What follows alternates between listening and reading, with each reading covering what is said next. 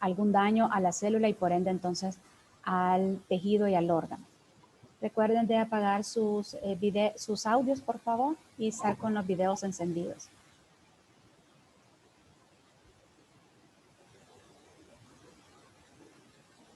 Bueno, entonces vamos a hablar, como les mencionaba, de el nivel celular de organización y vamos a, en esta clase, hablar solamente de la membrana plasmática, que va a ser uno de los componentes.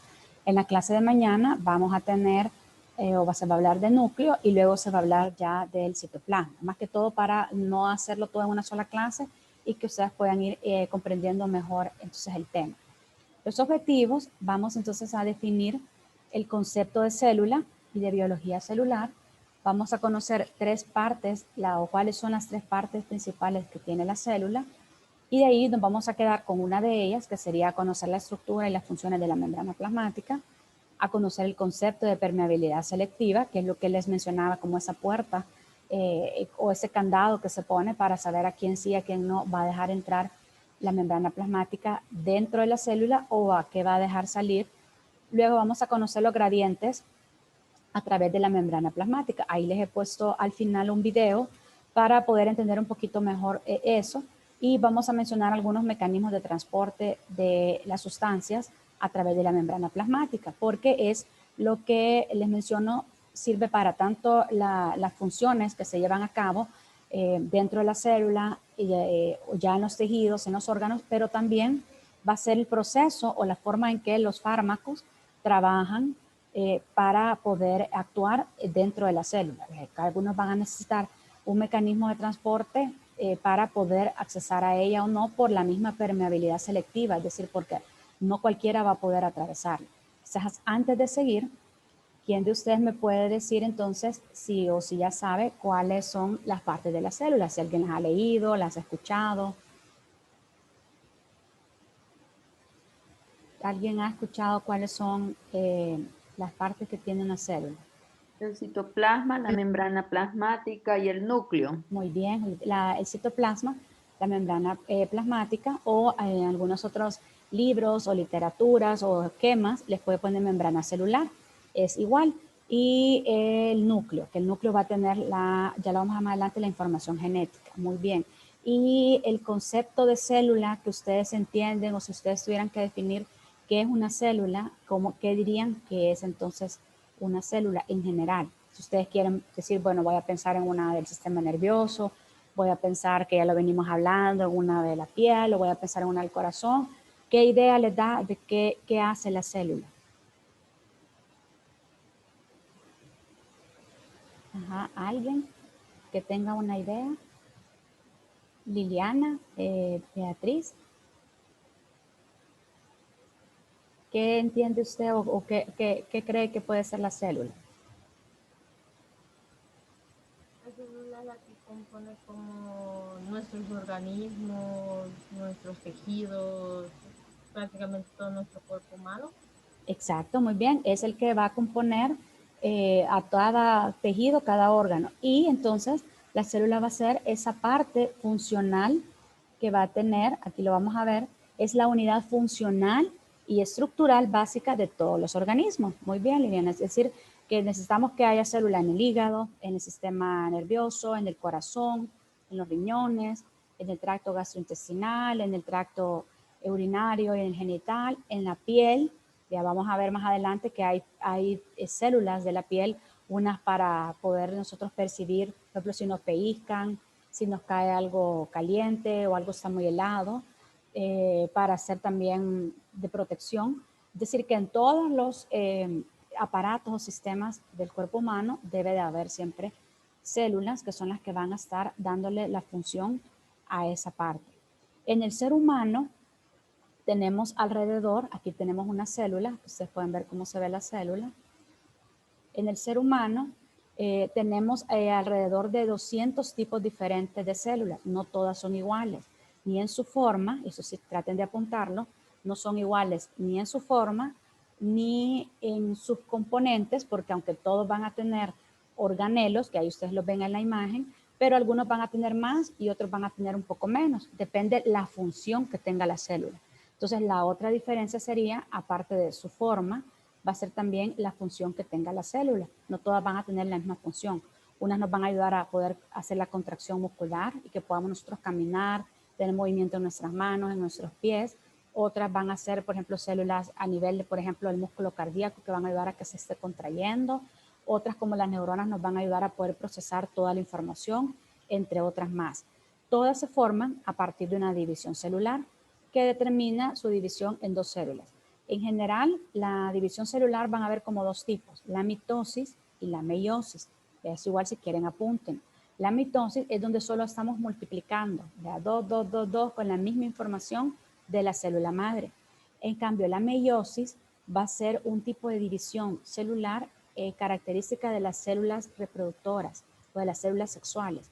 Es decir, que en este caso, para nosotras de mujer, sería para el ovocito y en el caso del hombre sería el espermatozoide. ¿Y cuál es la célula cuál es el área encargada de hacer el estudio de la estructura y función de la célula? Es la biología celular. ¿Por qué es importante, diría mí, pero por qué tienes una rama o un área específica? Porque así como estudia lo normal y la función de ella, sus componentes, también tiene que estudiar las alteraciones que puede tener una célula.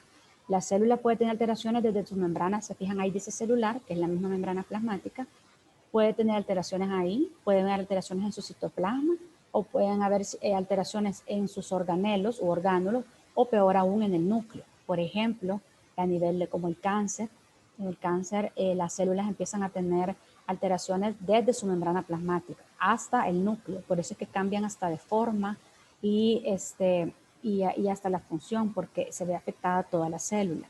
Ese es un ejemplo.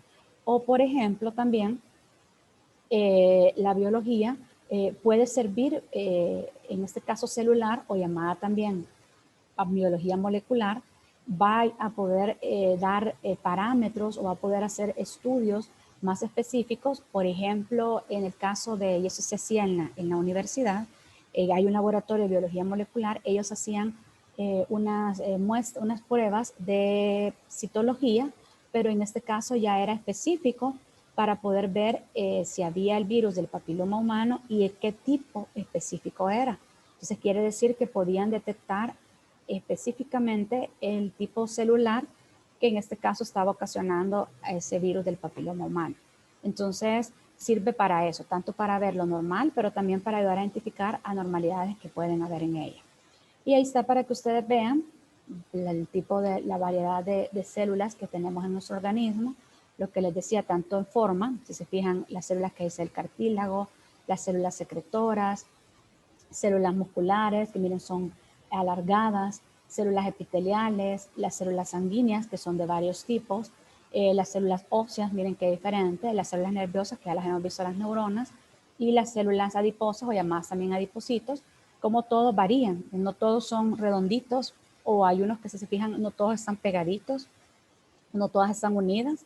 Esas son las características propias de las células y del grupo celular que forman entonces los tejidos.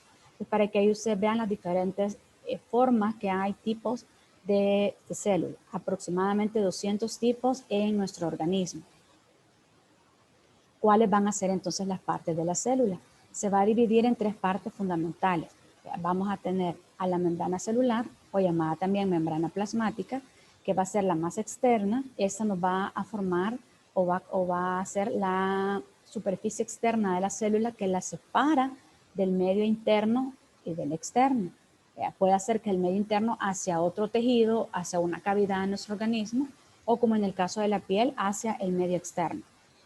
Luego tenemos al citoplasma, que está compuesto por todos los contenidos celulares presentes entre la membrana plasmática y el núcleo, que ahí ustedes pueden verlo, ahí ustedes pueden verlo, pueden ver al núcleo. Entonces lo que está comprendido entre el núcleo y la membrana plasmática se le va a llamar citoplasma. Es decir, que ahí vamos a tener nosotros, y lo vamos a ver en la clase de mañana, va a haber líquido y van a haber orgánulos u organelos, que son los que van a ir ejerciendo ya funciones específicas para mantener adecuadamente la función de la célula y del tejido, del órgano y de todo el organismo también. Entonces el citoplasma está formado por el citosol, que es la parte líquida, y los orgánulos, que es lo que ya les mencionaba. Son, por ejemplo, estos que ustedes ven acá en rojito, este naranjadito, este celestito, este amarillito, también van a ser organelos u orgánulos de la célula. Y por último vamos a tener al núcleo, que es el orgánulo más grande, funciona como centro de control, es decir, que es el que va a tener la información genética de cada uno de nosotros. Y es bien importante que ustedes ahorita lo ven, ahí se ven, está bien bonita la membrana plasmática, se ve bien bonito los organelos, se ven pues casi todos están, y el núcleo se ve en el centro. Eso quizás podemos decir, así son todos, pero no, hay unas células que su núcleo puede estar en la periferia, o en este caso, como lo están viendo, va a estar en el centro. Eso va a depender también hasta de la función que tiene la célula, porque su núcleo va a estar un poco más a la periferia y no va a estar en el centro. Y es bien importante entonces que es el centro de control es el que contiene los genes que determinan la estructura y va a ser el que va a dirigir o a comandar todas las actividades que se están dando dentro de la célula. Entonces nos vamos a quedar ahorita con la membrana plasmática. La membrana plasmática o membrana celular va a ser una capa delgada y flexible, no puede ser del todo dura o como que fuera un cemento, pero tampoco debe ser demasiado permeable, sino que debe de tener la capacidad de poderse adaptar a los cambios de volumen que pueden haber o del flujo más que todo que va a estar entrando o saliendo, y adaptarse porque hay unas células que van a estar muy juntas a otras, entonces sus membranas plasmáticas van a estar muy unidas, entonces debe de poderse entonces adecuar a eso. Va a estar compuesta o va a tener dos componentes. ¿Cuáles van a ser? Primero tenemos la bicapa lipídica, que así se va a llamar bicapa, ¿por qué? Porque son dos capas de lípidos que va a haber, dentro de los cuales va a haber colesterol, fosfolípidos y glucolípidos. Ese va a ser el primer componente, la bicapa lipídica. Y luego tenemos a las proteínas, en este caso son glucoproteínas que pueden ser integrales o periféricas. ¿Cuál va a ser? Ya vamos a ver más adelante la función de ellos, pero la bicapa lipídica es más que todo la que le va a dar la estructura o el armazón a la membrana plasmática.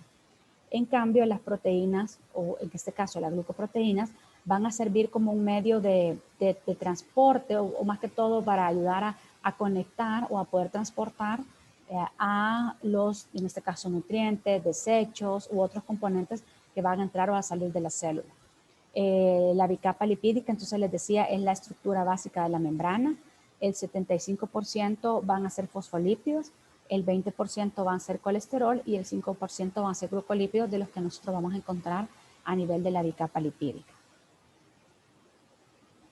Las proteínas, son las que les decía, van a tener una orientación específica con respecto a la membrana plasmática. Unas van a estar ya sea viendo hacia la cara interna de la célula, es decir, hacia adentro, y otras pueden estar viendo a la cara interna, es decir, hacia afuera. A eso se le ha denominado modelo del mosaico fluido. Así se llama como esa teoría científica que ha estudiado lo mismo que les mencionaba, todos sus componentes, la función, las características que tiene la membrana plasmática, de por qué deja o no entrar ciertas sustancias o cuáles son más aptas o más permeables a ella. Estas proteínas se van a clasificar en integrales y periféricas. Las integrales se extienden hacia la bicapa lipídica y pueden atravesarla. Esas van a ser las integrales. En cambio, las periféricas no están tan fijas o tan firmemente ancladas en la membrana plasmática como lo van a estar las integrales. Y lo que les mencionaba, nos van a ayudar o van a ejercer una función de ayudar a poder llevar, trasladar o guiar, esa sería la palabra más indicada, guiar a las sustancias que van a traspasar a la membrana plasmática. Ahí tienen a las proteínas. Entonces, ¿cuáles van a ser las funciones de la membrana plasmática? Vamos a tener que ellas van a formar canales iónicos o poros, que son de forma, o estos van a ser bien selectivos, que dejan fluir iones específicos, por ejemplo, como el de potasio. Si ustedes hablamos de poros, si ustedes se han fijado, por ejemplo, hasta en telas, que no son del todo lisas, sino que tienen como unos hoyitos. Entonces a eso se refiere, que fuera como un colador, pero de esos coladores más finitos que van a dejar estar pasando ciertas sustancias. Entonces en este caso forma esos canales iónicos o poros para, se fijan, dejar que fluya libremente, en este caso, el potasio. También nos va a ayudar a transportar iones o sustancias polares de forma selectiva. Lo mismo, va escogiendo que sí y que no deja entrar. Va a servir también como receptores que van a ayudar o van a ser sitio de reconocimiento celular. En este caso es la forma de acción de la insulina, tanto la insulina que nosotros producimos como la que ya se coloca o la que ya es sintética, que ya es la que se administra el paciente diabético. Es la forma, es su mecanismo de acción, ¿verdad? Que actúa reconociendo los receptores específicos que hay para ella y entonces permite que la insulina pueda entrar dentro de la célula. Luego otra es que catalizan reacciones químicas que van a ser específicas en forma de enzimas. Y otra también es que fijan proteínas vecinas o con otros filamentos proteicos, que es lo que les mencionaba, porque hay unos tipos de células que van a estar muy firmes o muy fijas a su célula vecina. Entonces esa membrana plasmática debe adecuarse a ella porque entre ellas va a haber comunicación. ¿Verdad? Es como que ustedes tengan un muro bajito y ustedes pueden ver a su vecino y pueden estarse ahí platicando o pueden estarse prestando cosas. Entonces eso va a ser, por ejemplo, es muy característico en el tejido epitelial, en los epitelios, en el que las células van a estar muy, muy unidas y van a ayudar a que por medio o puedan pasarse información, fluyan iones y puedan comunicarse entre ellos. Haya comunicación eléctrica o comunicación también por medio de iones. Y aquí está para que ustedes puedan ver cómo puede dar el flujo en la membrana plasmática hacia adentro, que es donde nosotros vemos que dice el citosol, o hacia afuera, que es donde nos señala el fluido extracelular. Y entonces vamos a ir viendo que hay unas sustancias que van a ser más permeables a esta membrana plasmática y otras que no. Y de ahí entonces que cumple estas funciones que hemos estado mencionando. A partir de esas funciones, vamos a ver que va entonces a adquirir esa característica o se va a dar esa fluidez de membrana. ¿A qué se refiere la fluidez de membrana? Es la capacidad de una molécula de moverse dentro de la membrana plasmática. ¿Qué quiere decir? De que unas moléculas van a tener más fluidez de membrana, se van a poder mover más libremente y otras no. Entonces, no todas las moléculas tienen esa libertad de movimiento, no todas van a tener como ese pase VIP para poder accesar, entrar o salir de la membrana plasmática. ¿De qué va a depender? Depende tanto del número de enlaces dobles de esos ácidos grasos que hay en la bicapa, que se acuerdan que les dije que por eso le iba a dar como esa estructura, esa armazón a la membrana plasmática. ¿Esto para qué sirve? Esto va a servir porque lo mismo no puede dejar pasar cualquier sustancia y al mismo tiempo le va a ayudar a que haya equilibrio en la célula. Permite que se produzcan interacciones dentro de la membrana plasmática, como el ensamble de proteínas de membrana. Permite también que haya movimientos dentro de cada uno de los componentes que tiene la membrana. Y otra cosa muy importante, que la mayor parte de las células, son pocos los tejidos, las células que no tienen esa capacidad de autorrepararse, por ejemplo, como la neurona, no tiene esa capacidad de autorrepararse, es decir, en su totalidad, pero hay otras que sí. Por ejemplo, los hepatocitos, que son las células funcionales del hígado, ellos tienen una gran capacidad de autorrepararse. Entonces ellos sí su membrana puede por ella misma, si ha sufrido un daño, una lesión, poder entonces volver a construirse, por decirlo, que ha sido dañado. O, por ejemplo, otra también, las de la piel. Ellas también tienen esa capacidad. Si ustedes se fijan, o por ejemplo, lo pueden ver en la cicatrización, vea que eso sería un daño que se ha dado a ese tejido, por ende a esas células, pero entonces rápidamente algunos cicatrizan de una forma más rápido, otros no. Entonces ahí está la capacidad que tiene esa membrana de poder autorrepararse cuando ha habido una lesión en ella. Y la permeabilidad selectiva. ¿A qué se refiere la permeabilidad selectiva? Es la propiedad que tiene la membrana de permitir o no el ingreso o el egreso de sustancias a la célula. O sea que ahí sí hay unas sustancias que van a tener un pase libre, como si usted iba al cine y tiene su ticket, o todavía más, le dicen, mire, no, fíjese que tiene un pase para que usted se quiera sentar donde vea mejor la película. Entonces quiere decir que esta sustancia va a tener mejor capacidad de poder atravesar y entrar libremente. En cambio hay otras que no, otras que van a necesitar ayuda o que van a necesitar autorización, por así decirlo, o que se van a bloquear del todo, como es el caso, por ejemplo, de una bacteria, un virus. En condiciones normales, la célula o el organismo no va a permitir que entre a afectar, en este caso, a un órgano o tejido en específico. El movimiento de sustancias a través de la membrana es crucial para la vida de la célula, por lo mismo, porque no puede estar sin sustancias que hayan entrado, pero al mismo tiempo no puede entrar cualquiera porque entonces la puede dañar fácilmente. Algunas sustancias deben ingresar para poder ayudar a mantener las reacciones metabólicas, es decir, para mantener esa homeostasis dentro de la célula, y otras deben de salir porque ya son desechos, que ya no deben de quedar en la célula. Entonces, a partir de eso vamos a tener un gradiente de concentración, por eso es que les he puesto la misma imagen. Se fijan cómo a la imagen, la flechita verde nos está llevando dentro de la célula, en la membrana plasmática la tenemos y nos introduce sustancias hacia la célula, y luego la flechita rosada está sacando a través de la membrana plasmática sustancias hacia el líquido extracelular. Ese gradiente de concentración es la diferencia de concentraciones que va a haber de una sustancia química entre un lugar y otro, ya sea como al medio, por ejemplo, extracelular, o puede ser que directamente al medio interno de la célula.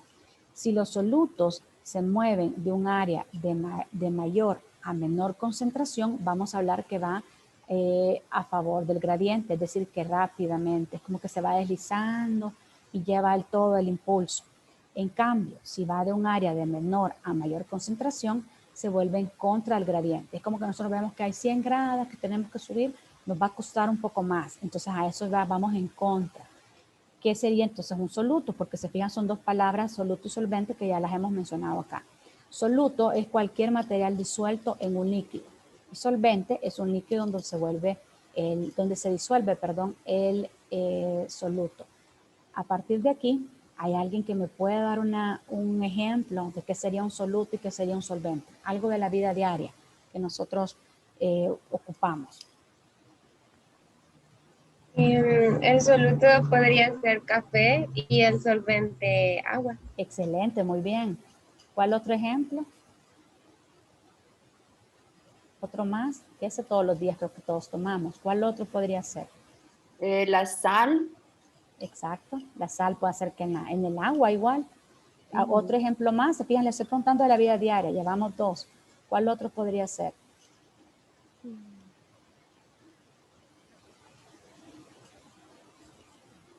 ¿Cuál otro se les ocurre de lo diario? De lo diario que nosotros, bueno, ahorita que estamos en la casa, ¿verdad? Creo que todos estos se pueden fijar más o se preparan más.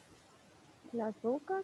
El azúcar, a eso quería llegar también, el azúcar, así como ya vimos lo mismo, se fijan, café, sal, azúcar, los echamos, ya sea que en agua o en otro líquido, y los disolvemos. Ahí está, se fijan, soluto sería la sal, el azúcar o el café, y el solvente sería en este caso el líquido, ya sea que el agua, ¿verdad? O puede ser que el jugo, por ejemplo, si le estamos poniendo, o el refresco, si le estamos poniendo el azúcar. ¿Cuál otra cosa podría ser también? El alcohol solvente. El alcohol podría ser otro. ¿Cuál otro? ¿Cuál otro se les ocurre? De la vida así diaria en nuestra casa. Podría ser el jabón con la Eso grasa. quería ir. ¿El cuál? Con la grasa. Algo así, pero quizás, por ejemplo, el detergente. Acuérdense que el detergente lo echamos en agua para poder diluirlo, que nos haga la espuma y poner ahí entonces la ropa. Ese sería otro. ¿Cuál otro podría ser? Vaya, a partir de que ya dijimos del aceite, bueno, la grasa y todo, ¿cuál otro puede ser en la cocina? Aparte de los que ya mencionaron al inicio. Kelly, Nayarit.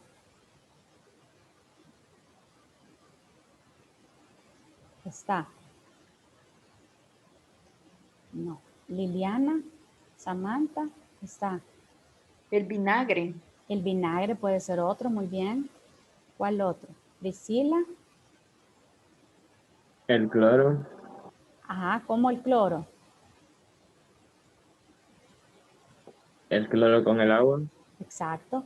Entonces se fijan que todos los ejemplos, porque por eso le he dicho que me dieran ejemplos de la vida diaria, que todos los días Puede ser el nos toca hacer. aceite.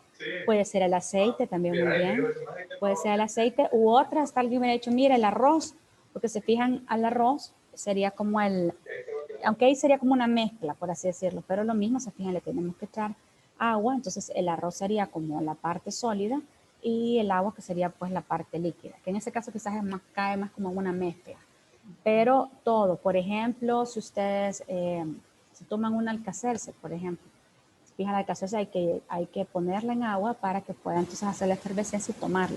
Necesita un solvente donde pueda entonces ella deshacerse. Entonces, todos esos ejemplos son para que ustedes vean o entiendan lo que es un soluto y un solvente en la vida diaria, lo que nosotros podemos ver. Lo mismo pasa para la célula. Vamos a tener el líquido, tanto el líquido fuera de la célula como el líquido dentro de la célula, y van a haber sustancias más sólidas o un soluto que vamos a necesitar que poderlo trasladar. Aquí, por ejemplo, también podemos poner un ejemplo cuando ya van a preparar medicamentos, que vamos a diluirlo en suero, o vamos a poner un medicamento que hay que ponerlo en el suero para que vaya pasando a través de la vena. Entonces, es otra forma en que nosotros vamos a hacer vamos a pasar ese soluto a través de ese solvente que sería, pues, en el caso, el suero. Entonces, les pongo esos ejemplos para que entendamos a qué se refiere. Y entonces, para poder pasar esas sustancias, no van a ser que todas van a pasar igual. Se necesita que unas sean, o esos transportes que le ayudan, unos van a ser pasivos y unos van a ser activos. ¿Cuál es la gran diferencia entre ellos dos? Y ahí si quieren igual apunten. Los pasivos son los que no van a necesitar energía. Por eso se llama el nombre pasivo. Entonces ahí dice, los pasivos se dan cuando una sustancia se desplaza a través de una membrana a favor del gradiente de concentración. ¿Por qué a favor? Porque es que como que nos vamos deslizando y solito nos vamos nosotros en la cuesta deslizando. Como vamos hacia abajo, no nos cuesta. Entonces eso no va a ocupar energía. Sino que hacen por la propia energía. Acá sí ese ejemplo del deslizadero. ¿Cuáles van a ser los mecanismos pasivos? La difusión simple y la ósmosis. En cambio, vamos a tener otros que van a ser los transportes o los procesos activos, que se los he puesto en rojito. Eso sí se necesita energía en forma de célula, la energía celular en forma de ATP, que esta es la que igual mañana vamos a ver cuál de los organelos se encarga de formar o de producir la energía de la célula, que son las mitocondrias. Entonces se necesita energía para empujar a la sustancia a través de la membrana plasmática. Entonces ahí va a ir en contra del gradiente de concentración. Ahí podemos tener, por ejemplo, un transporte activo, como por bomba de iones, un transporte en vesículas o fagocitosis. Por ejemplo, el transporte activo por bomba de iones, hay iones que se necesita que vayan así. Transporte de vesículas, por ejemplo, hay muchos neurotransmisores que funcionan o que trabajan a nivel de nuestro sistema nervioso que necesitan ir por medio de vesículas. La vesícula los pasa a la otra membrana plasmática de la otra neurona y ahí es donde los libera para que puedan hacer su acción. Luego la fagocitosis es que los atrapa, los fagocitas quiere decir que los atrapa, los come, pero no los destruye, sino que va a ser la otra forma en que los va a poder pasar al otro lado, casi como que nos vamos al muro entre México y Estados Unidos, que se fijan, si ustedes ven noticias, han visto películas, hacen hasta túneles, hacen hoyos, hay otros que quizás hasta aéreo, otros por carro, es decir, que buscan la forma en cómo poderlos pasar. Casi aquí sería entonces ese mecanismo. Necesitan ver quiénes le ayudan y entonces pues son procesos activos que van a necesitar energía para poderlo hacer.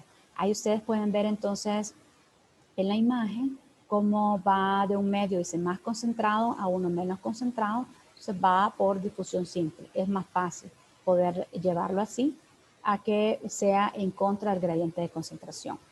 Vamos a hablar entonces, vamos a tocar algunos en forma general, porque eso quizás ustedes lo van a ver mejor cuando ya vean farmacología, cuando ya vean lo de la composición de los líquidos, ya para suministrar, por ejemplo, sueros, cómo los van a preparar, ahí van a volver a tocar estos mecanismos de transporte.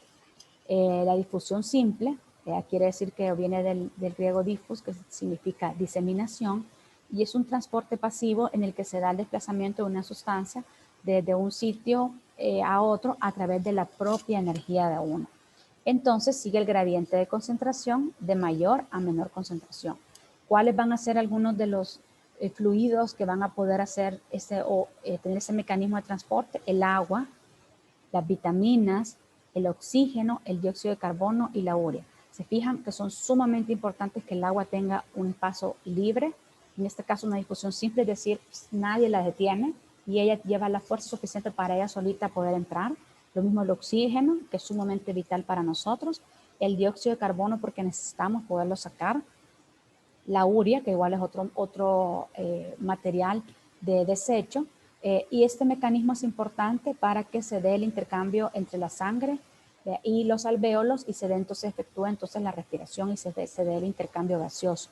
Si fuera un mecanismo, en el caso de la respiración, un mecanismo de transporte más complicado, nosotros quizás hasta nos cansáramos más fácilmente o pareciera que siempre estemos enfermos porque siempre estaríamos cansados porque ese intercambio sería muy lento y muy dificultoso. Entonces es un intercambio por difusión simple para que sea sumamente rápido. Ahí les he puesto igual la imagen de la difusión que vamos de un lugar de mayor a menor concentración y no tiene obstáculos y va por cuenta propia, por su propia energía. Luego nos vamos a hablar de la difusión facilitada o por canales iónicos, que eso se da por medio de proteínas que ayudan a una sustancia en específica que le dice como te agarro de la mano y yo te voy a ayudar a cruzar la barrera, en este caso a cruzar la membrana plasmática, ya sea hacia adentro o hacia afuera. La ósmosis es un proceso pasivo de transporte de movimiento neto de agua. Se puede desplazar de una zona de menor concentración a una de mayor concentración. En este caso, el ejemplo más característico es el agua. A pesar de eso, como el agua podía pasar fácilmente, entonces va a ser sin gasto de energía. Y luego les voy a poner el video. Hola, ¿qué tal? Ya estoy de regreso y hoy les voy a platicar sobre el transporte pasivo y el transporte activo, que es el transporte de sustancias a través de la membrana plasmática.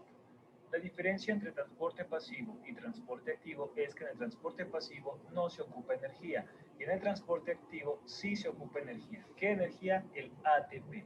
¿Pero por qué? Porque el transporte pasivo siempre va a ir a favor del gradiente de concentración en diferencia con el transporte activo que va a ir en contra del gradiente de concentración. ¿Pero qué es esto?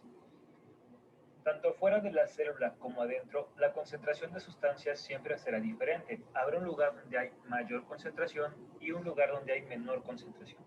Cuando se habla que se va a favor del gradiente de concentración es cuando se viaja de un lugar de mayor concentración a un lugar de menor concentración. Lo realiza el transporte pasivo sin gasto energético, ya que es más fácil sacar o meter sustancias a un lugar donde hay mayor espacio para ellas. Y cuando ocurre eso se dice que es a favor del gradiente. Cuando se habla que se va en contra del gradiente de concentración es sacar o meter sustancias de un lugar de menor concentración a un lugar de mayor concentración. Es mucho más difícil para una molécula viajar a un lugar donde hay menos espacio, por lo tanto se requiere un gasto energético para poder realizarlo. Y por eso este transporte lo hace un transporte activo, siempre en contra del gradiente de concentración, y por eso es un gasto energético el que se lleva a cabo en este tipo de transporte. Hay dos tipos de transporte pasivo, el simple y el facilitado. El transporte simple es aquel que las moléculas atraviesan sin ningún problema los fosfolípidos de la membrana plasmática, y a eso se le conoce con el nombre de difusión. El transporte facilitado, su nombre lo dice, es aquel que una proteína le facilita la entrada a moléculas que no pueden atravesar a los fosfolípidos. Ambos casos, el simple y el facilitado, siempre van a ir a favor del gradiente de concentración. Ahora, ejemplo, una molécula de oxígeno va a atravesar a los fosfolípidos sin ningún problema porque va a ir a favor del gradiente de concentración, ya que la concentración de oxígeno habrá más afuera de la célula que adentro.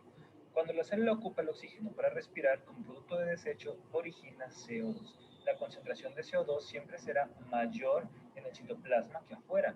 Por lo tanto, también se va a favor del gradient de concentración y la molécula de dióxido de carbono atraviesa los fosfolípidos sin ningún problema. A esto se le conoce como difusión. Las moléculas de agua no son compatibles con los fosfolípidos, por lo tanto necesitan ingresar al citoplasma de otra manera. Transporte facilitado. Como vimos, la molécula de agua no puede atravesar los fosfolípidos, por lo tanto utiliza una proteína canal que le va a facilitar la entrada al citoplasma de la célula. Hay otras proteínas transportadoras que no necesitan un gasto energético, por lo cual una molécula de glucosa que no puede atravesar una proteína canal ya que es demasiado grande, utiliza una proteína transportadora. Esta se adhiere a la proteína y cambia su configuración, por lo tanto la hace ingresar sin ningún problema al citoplasma. La concentración de glucosa siempre es mayor en el líquido extracelular que en el citoplasma, por lo tanto siempre va a favor del gradiente de concentración, así como lo hizo la molécula de agua. Y por último, transporte activo. Un claro ejemplo de transporte activo es la bomba de sodio y potasio, que se lleva a cabo a través de una proteína transportadora que se activa con una molécula de ATP. La célula envía 3 moléculas de sodio a esta proteína. Lo que hará es de que su configuración cambia, atrayendo una molécula de ATP. Esta molécula le va a dar la energía necesaria para poder liberar estas 3 moléculas de sodio en contra del gradiente de concentración. Como esta proteína ahora tiene un fosfato, su configuración cambia y en lugar de recibir moléculas de sodio, acepta moléculas de potasio. En este caso, las moléculas de potasio se adhieren a la proteína y nuevamente cambian su configuración. Pierde un fosfato y la proteína regresa a su estado inicial. El estado inicial quiere a las moléculas de sodio y odia a los de potasio. Por lo tanto, los libera al citoplasma de la célula, para que después 3 moléculas de sodio se vuelvan a adherir a esta proteína y el ciclo de la bomba de sodio y potasio se active de nuevo. Bueno.